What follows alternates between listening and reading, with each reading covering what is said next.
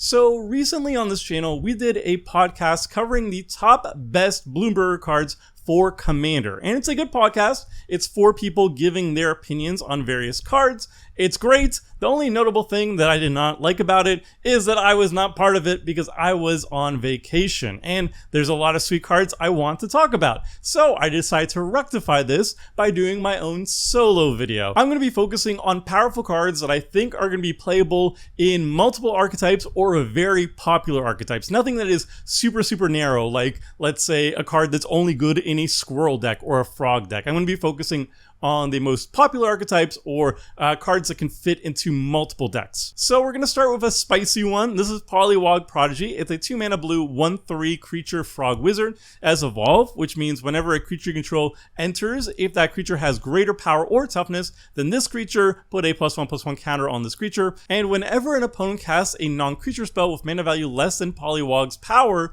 draw a card. So Pollywog Prodigy, in my opinion, is going to be one of the best new card draw engines in the entire set. If you're in a meta that has a lot of decks that cast non-creature spells, which is going to be a lot of metas, this can draw you a silly amounts of cards just by sticking around the battlefield for a little bit and growing a little bit too.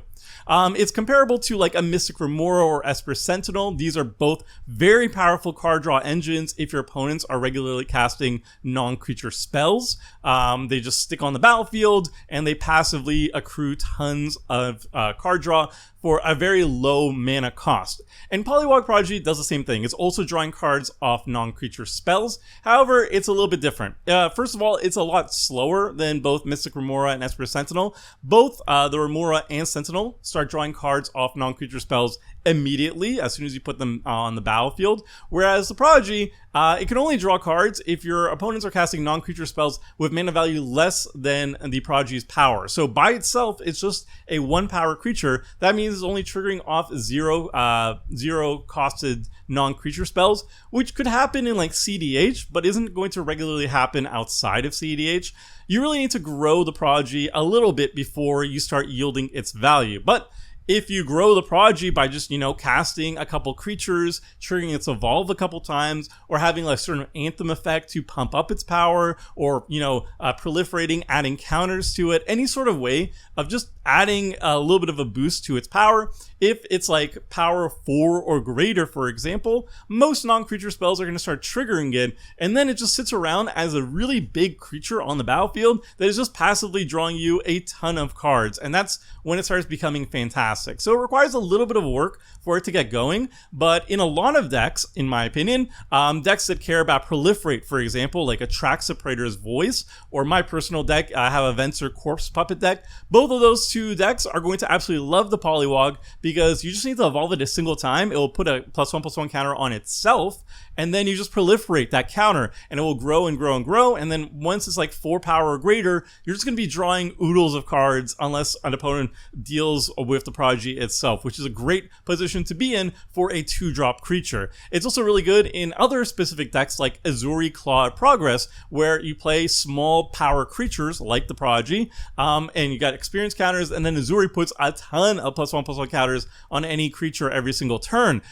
So, you play the Pollywog Prodigy, you got an experience counter for Azuri, and then you move to combat, and Azuri pumps up the Prodigy, and now it's ready to go, ready to draw a ton of cards very quickly.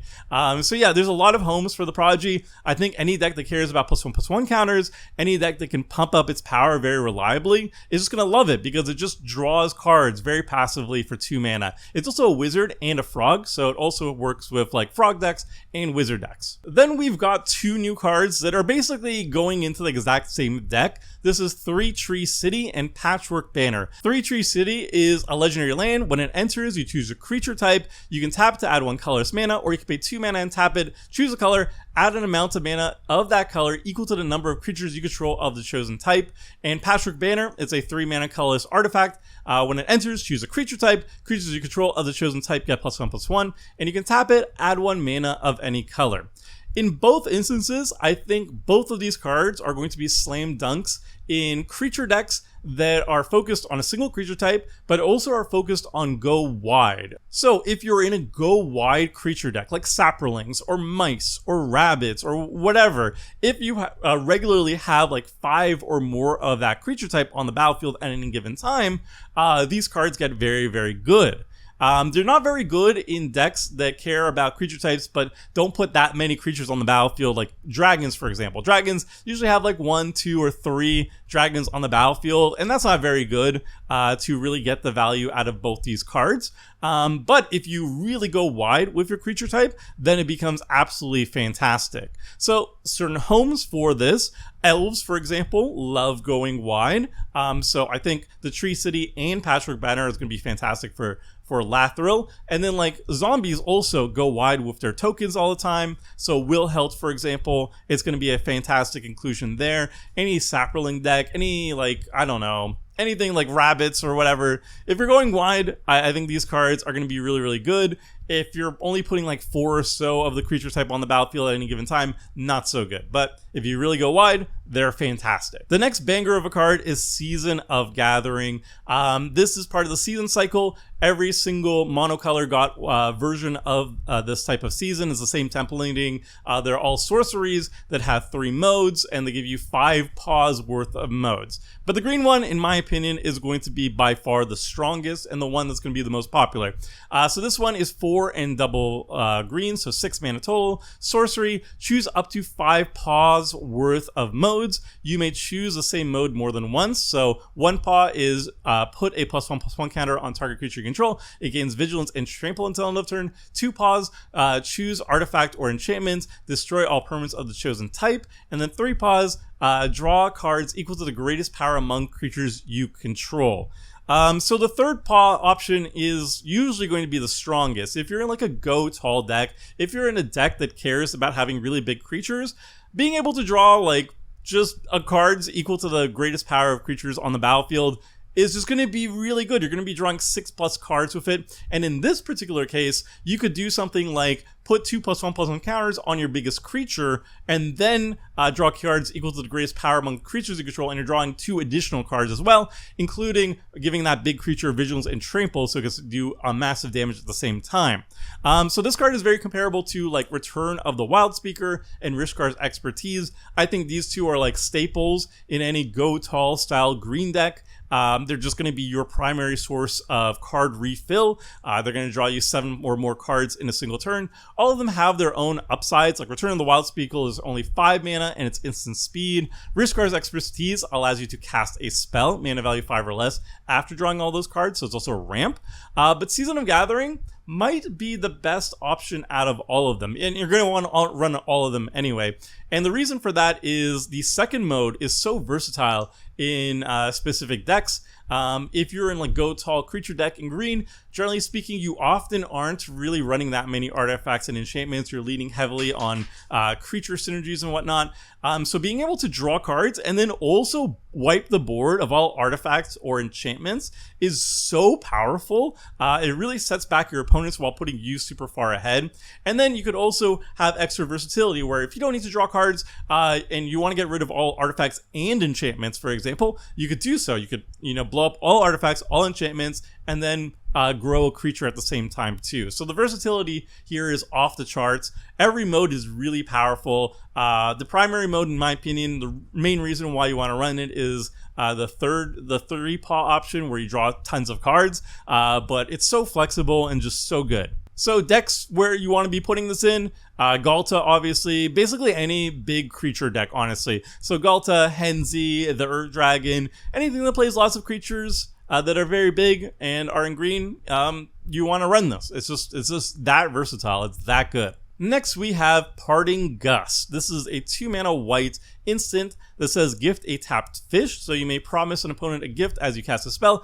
If you do, they create a tapped 1/1 blue fish creature token before its other effects. And it has, 2 modes. One if you gift the tapped fish, and one if you didn't. So you exile target non-token creature. If the gift wasn't promised, return that creature to the battlefield under its owner's control with a +1/+1 counter on it at the beginning of the next end step. So what I really like about Parting Gust is for 2 mana, this is a very flexible either a removal spell or protection spell for your own creature. And it's quite comparable to basically putting Swords to Plowshares and Ephemerate on the same card, right? It's not as efficient as Swords to Plowshares or Ephemerate at what they're doing. Both of those are 1 mana spells. But you're paying 1 extra mana for the flexibility of basically having a Swords to Plowshares or an Ephemerate. And Parting Gust might be even better in terms of protection because the creature only returns at the beginning of the next end step. So it actually allows you to protect against not only target removal against your creature, but also board wipes. Like if somebody wipes the board, you can save your creature from the board wipe as well. And I think paying the extra white mana to cast this for flexibility is very much worth it. Like we always pay for extra flexibility on a removal. I absolutely love Generous Gift, for example, and I think a lot of the community loves Generous Gift, and we're willing to pay 3 mana for the ability to basically destroy anything, as opposed to Swords to Plowshares, which is 1 mana, super efficient, can only destroy one type of thing. So the flexibility here is definitely worth it, and I know the community in general is willing to pay extra for flexibility here, and I think the flexibility of saving your most important creature from any sort of target removal or board wipe is definitely worth it. It's very controversial though. I know a lot of people have been poo-pooing on Parting Gust. Some of the Commander Clash members in general too are also poo-pooing on it, but I'm on team Parting Gust. I think this card is really good.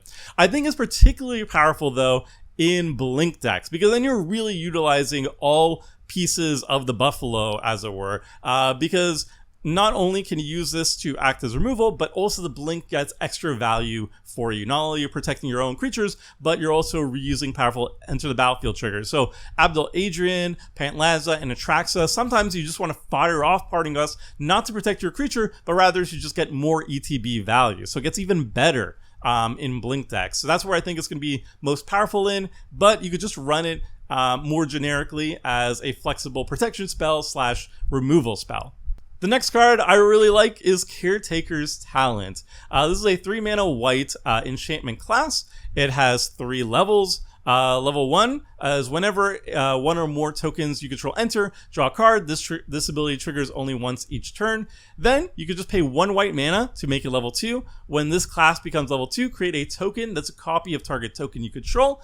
And then you could pay 4 additional mana, 3 and a white. Creature tokens you control get +2/+2. So when I look at talents, I really want the first level of talents to be really powerful, or like level 2 to be not that much mana investment and be really, really powerful. Like if you're spending a ton of mana to get to level 3 every single time and only the 3rd level is like the powerful one, I don't think that's a really good class.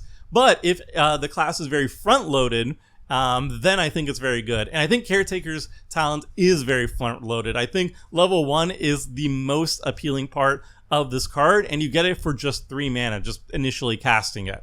Basically, it fits the theme of white's drawing cards off, creating tokens. We've seen it in Staff of the Storyteller, we've seen it in Idol of Oblivion, we've seen it in Benny Brack's Zoologist. And spoiler alert, whenever I'm running a white deck that is heavy on tokens, I'm running all 3 of these cards. They're all fantastic. They're all amazing draw engines for your white token deck, and Caretaker's Talent fits all 3 of these very, very well. It's very comparable to all 3 of these. It costs like 1 more, for example, than like an Idol of Oblivion. However, this has extra modes, right? You can pay more mana into it to get to level 2 and level 3 and get additional value.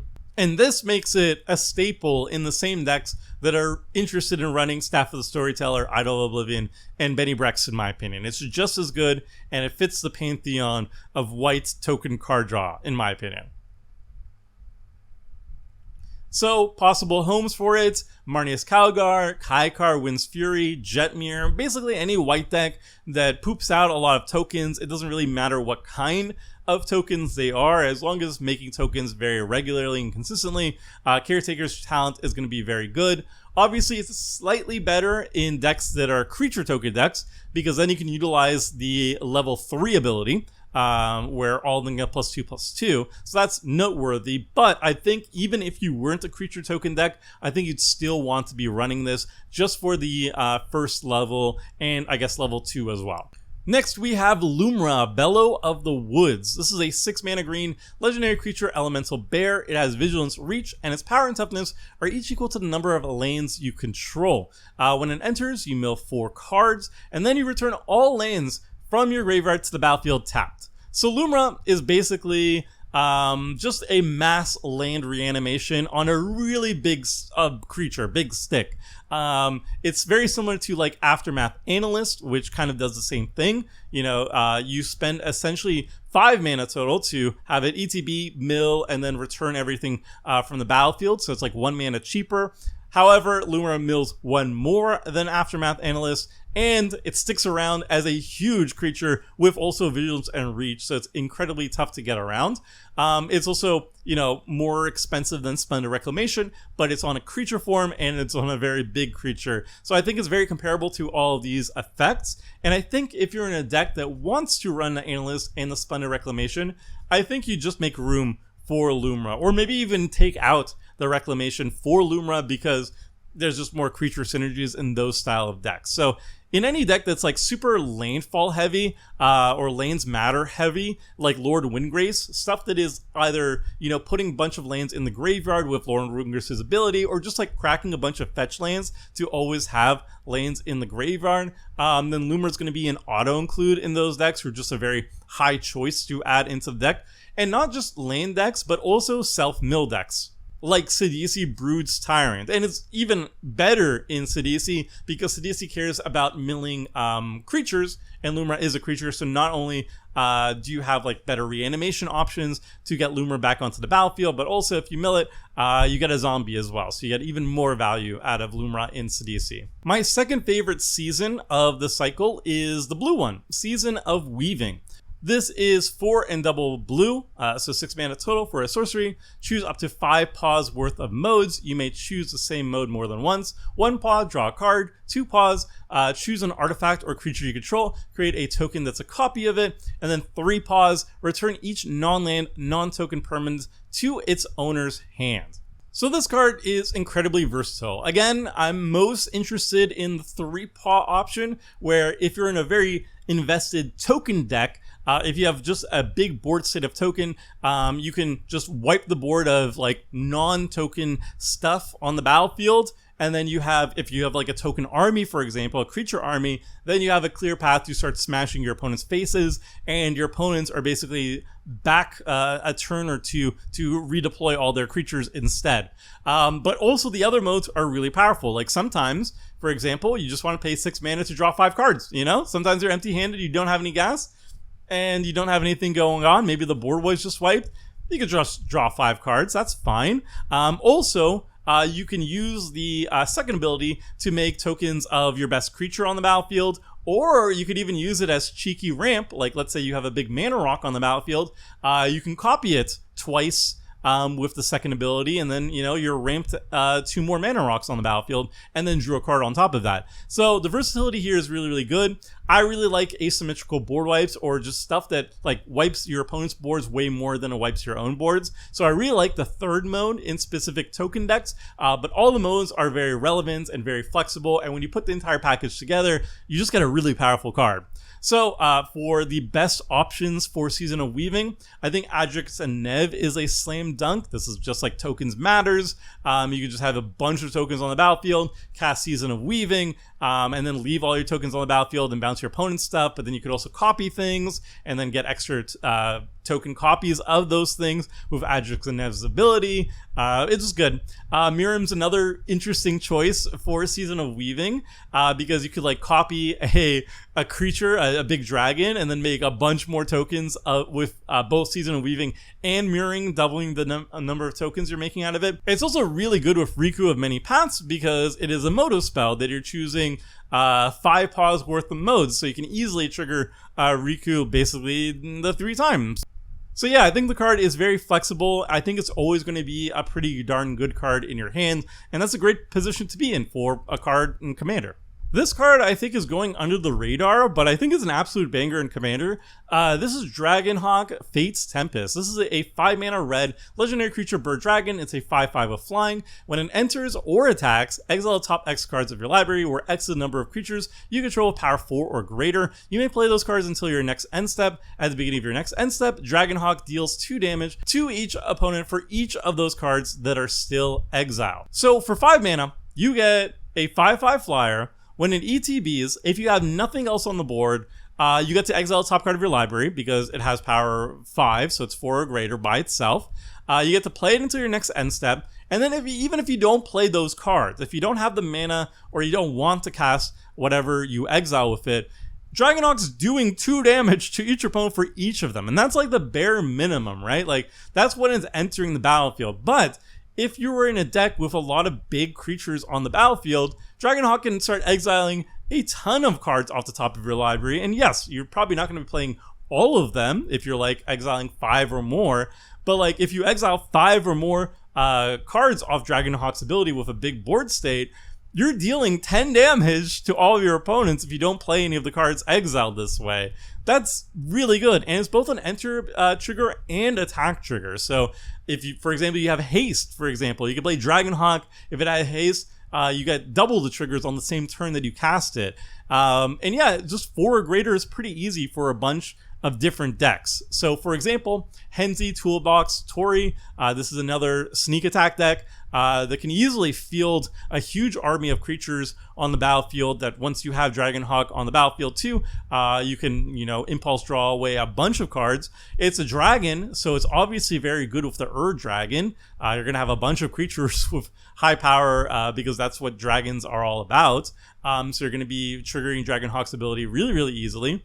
I personally have a sneak attack dragon deck that I'm very excited about adding Dragonhawk to. That's my Purphoros Bronze Blooded deck. And it also gives Dragonhawk haste. So like you could just field a bunch of creatures on the battlefield with Purphoros, cheat into play Dragonhawk or just hard cast it. It immediately has haste. You swing in and you deal an obscene amount of damage. So it's both card draw and also just a lot of pressure on a 5/5 flyer. Like either it's drawing you a bunch of cards, or it's burning, or it's doing both, and it does it very easily. You get the value very easily. So yeah, I think Dragonhawk's really good. I'm surprised it's only $5 for a mythic right now. And it's a dragon too, so it even has like the dragon tax attached to it. But I feel like people are sleeping on this one. I think it's a really good playmaker.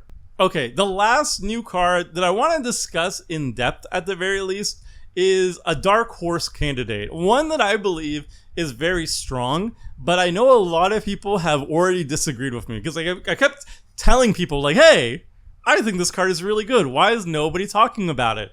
And everybody keeps saying to me, this card is awful, but I think it's really good. So this is Calamity of Cinders. This is a 7-mana red sorcery with Convoke, so your creatures can help cast the spell. Each creature you tap while casting the spell pays for 1 mana or 1 mana of that creature's color. So if you tap 7 creatures to convoke this out and 2 of them were red, you can cast this for 0 mana. Calamity of Cinders deals 6 damage to each untapped creature. So Calamity of Cinders by itself, if you have an empty board, no creatures, and you want to wipe your opponent's creatures, it sucks. It's awful, right? You have to hard cast it for 7 mana, which is way too much mana, and it doesn't kill all untapped creatures, because if they are really big, like if they're 7 or more power, they're not going to die, and it won't deal damage to any tapped creatures as well. So if you had a creature swing at you last turn and it's tapped or whatever, it's not going to take any damage when you go and wipe the board.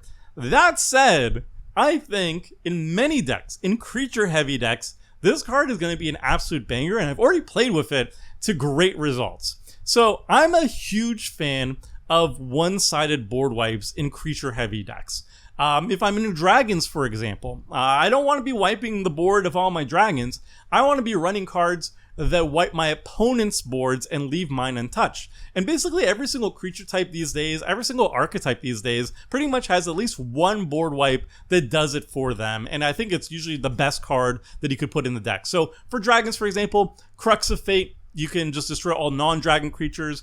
I think basically every creature type these days has like this board wipe for it. There's one for squirrels. I think there's one for giants. There's one for basically everything. But there's even for different other like non-creature type archetypes, like for example, low power creatures like defenders, like Arcades. You could run Slaughter the Strong, and then you're not killing any of your own 0/5 defenders or whatever, but you're killing a bunch of your opponent's creatures. Even Poison recently-ish at least, got a one-sided board wipe with Phyresis Outbreak, where you're not touching your own creatures, you're just killing your opponent's stuff instead. These cards are all super, super powerful cards in Commander. Not destroying your own board of creatures while destroying your opponent's board of creatures sets your opponents back so far while not setting you back at all, and then also paves the way for, immediately swinging in there with your creatures because, now your opponents don't have any creatures. And while Calamity of Cinders is not as good as a Crux of Fate in a dragon deck or whatever, the main point of Calamity is that it is so non-specific in terms of what deck you want to be putting it in. You could just run it alongside your other board wipes so easily in basically any creature heavy deck. If you're in a deck that basically, deploys like 4 or so creatures on the battlefield very consistently, even better if you have like all 7 on the battlefield, then this is like a freebie for you, right? Like you just you tap down all your creatures to convoke Calamity of Cinders out, you cast it for like 3 mana or whatever, and then you're not killing all your opponent's creatures, but you're killing a lot of them, and you're setting them back a lot while not setting you back yourself at all, which is so powerful. I really like it. It's not the best board wipe, but it is like archetype agnostic. It fits in basically any creature heavy deck where, let's say, a Blasphemous Act, for example, might set you very far behind. You can instead run Calamity of Cinders, and you're not going to kill all your opponent's creatures, but you're going to kill a lot of them, and you're not going to set yourself behind at all. So yeah, I know this is my hot take. I know a lot of people will disagree with me on Calamity of Cinders. You can say in the comment section if you disagree with me or agree with me. Let me know in the comment section below. I firmly believe this card was good. I played on Commander Clash in my Otter deck, spoiler, and I thought it was very fantastic. So, once you watch that video, let me know what you think of the card afterwards. I think this one has a lot of potential, but let me know. Okay, so those were my top 10 or so cards that I wanted to talk about in depth for, but there's a lot more really powerful cards, but I think a lot of them are a little bit more specific, so I just wanted to touch upon a couple more very, very quickly before we end the video. Dawn's Truce is pretty generic, but it's a really, really powerful way of just protecting your own board state, and it is really, really good. There's just a lot of stiff competition for this slot. Like white already has Everybody Lives, and they have Teferi's Protection and Clever Concealment, and all of them have their ups and downs. I think Dawn's Truce is definitely way up there as well, but it's something to keep in mind that I don't think it's an auto-include if you have a lot of different options available to you, but it is definitely a top tier protection spell. Storm Splitter is like my favorite card in the entire set because I love Spellslinger, I love Izzet Storm, and this card is absolutely nutty. Throw like a sorcerer class attached to it, and then you're starting to tap all your things for mana with the sorcerer class to chain more spells and make more copies. It's super fun. And then if you're going for like a Perforos style deck where you're just playing a bunch of tokens and you want to burn everybody out, Aget Instigator is either an Impact Tremors at the very least for 2 mana, or you can spend 4 mana for double Impact Tremors that also triggers off itself when it's entering the battlefield. Super good. And then if you're playing a Landfall deck, now you actually have another finisher too, with Iridescent Vine Lasher, which is the same thing, Offspring, but just makes your opponents lose life when you're playing lands and triggering landfall. So those are my top choices for Bloomburrow, cards that I think you should be aware of at the very least and maybe be interested in picking up at any given point. I think Bloomburrow is a really good set. It has a lot of very interesting cards. There's nothing here that I thought was like super overpowered or anything, but there's a lot of cards that can fit multiple archetypes or really big archetypes and are just really interesting, or side grades or upgrades. And yeah, I really like the set for Commander. I think it's genuinely one of my favorites in a while, and I really like it. So yeah, I hope this video was helpful to you. I hope you liked it. Like and subscribe if you did. And until next time, friends, see ya!